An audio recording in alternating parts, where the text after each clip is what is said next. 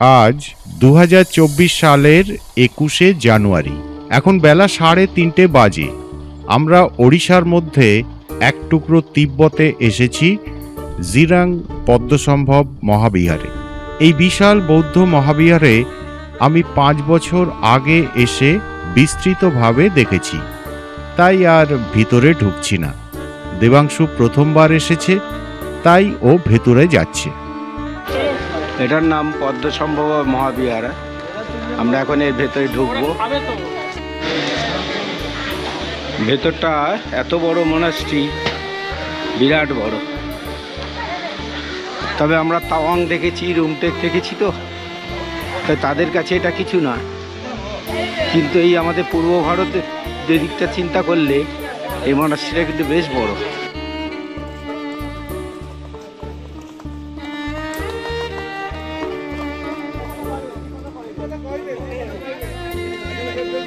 চারদিকটা একবার দেখে। এই মনাস্ট্রি থুপটেন মিন্দলিং মনাস্ট্রি নামেও পরিচিত। একে পূর্ব ভারতের বৃহত্তম বৌদ্ধ মনাস্ট্রি বলা হয়। বৌদ্ধ ধর্মের রিপা শাখার প্রধান ধর্মচর্চা কেন্দ্র হল এই মহাবিহার।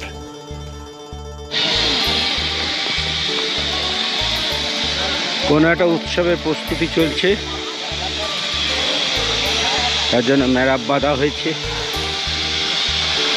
মেরাব বাঁধার কাজ চলছে বলা যায়। আমরা এগিয়ে চলেছি মূল মনাস্ট্রির দিকে। 2003 সালে এই মহাবিহারের ভিত্তিপ্রস্তর স্থাপিত হয়ে 2008 সালে নির্মাণ কাজ শেষ হয়। বেশ বিরাট এলাকা নিয়ে এই মনাস্ট্রিটা রয়েছে। এর আগে এদিকে কিন্তু এই মনাস্ট্রিটা দেখতে কোনোদিন আসিনি। মনাস্ট্রিটা আছে সেটাই জানতাম না। 10 একর জমির উপর এই মহাবিহার নির্মিত হয়েছে। 2010 সালে দলাই লামা এই মহাবিহারের উদ্বোধন করেন। মহাবিহারের মূল ভবনটি মহাবিহার চত্বরের উত্তর দিকে অবস্থিত। সেটি 5টি তল বিশিষ্ট, যার উচ্চতা 70 মিটার। এর অভ্যন্তরে 23 ফুট উচ্চতার বুদ্ধমূর্তি এবং 17 ফুট উচ্চতার গুরু পদ্মসম্ভবের মূর্তি আছে। চত্বরটি সুন্দরভাবে সাজানো। ফুল গাছ এবং অন্যান্য সুন্দর গাছ আর ঘাসে ঢাকা জমি চমৎকারভাবে পরিচর্যা করা হয়। এখান থেকে মনাস্ট্রিটাকে খুব সুন্দর লাগছে, আর এদিক থেকে আলোটা পড়েছে। চত্বরটি ঘিরে সুন্দর দোতলা আবাসন আছে। এখানে মেরাব বাঁধার কাজ চলছে, কোনো একটা উৎসব আছে সামনে। ভিতরে মেরাব বাঁধার জন্য সামগ্রিকভাবে মহাবিহার অঙ্গনের দৃশ্যটা দেখা যাচ্ছে না, তাই 2019 সালের ভিডিও এখানে দিচ্ছি।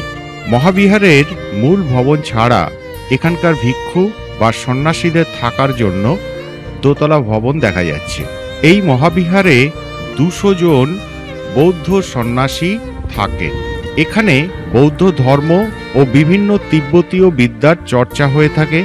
ছাত্ররা আবাসিক হিসাবে এই চত্বরের মধ্যেই ছাত্রাবাসে থাকেন। 2টি ধাপে এই অঙ্গনটি তৈরি। প্রচুর সুন্দর গাছ অঙ্গনটির শোভা বর্ধনের জন্য লাগানো হয়েছে। এরপর আছে এখানে আগত শিক্ষার্থীদের আবাস। দক্ষিণ দিকে মহাবিহার পরিসরে প্রবেশ পথ। তারপর আবার পূর্ব দিকে ঘুরলে ভিক্ষু এবং শিক্ষার্থীদের আবাস, অর্থাৎ পূর্ব এবং পশ্চিম দিকে এই আবাস ভবনগুলি প্রতিসমভাবে নির্মিত। খুব সুন্দর দেখায়। আমি ও আমার সঙ্গী সুপ্রিয় সরকার ছাড়া এই বিশাল মহাবিহারে বাইরের থেকে আসা অন্য কোনো দর্শনার্থী ছিল না।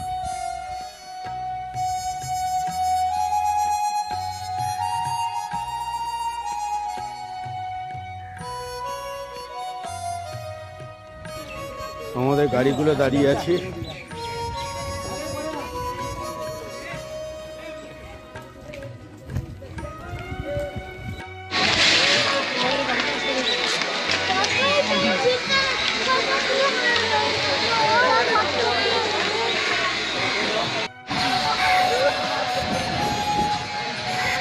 এই জায়গাটা ভারী সুন্দর, আমার খুব পছন্দ হয়েছে। একটা জলাশয় আছে, জলাশয়ে বোটিংয়ের ব্যবস্থা আছে, অনেকটা সুন্দর জায়গা, অনেকটা চওড়া জায়গা।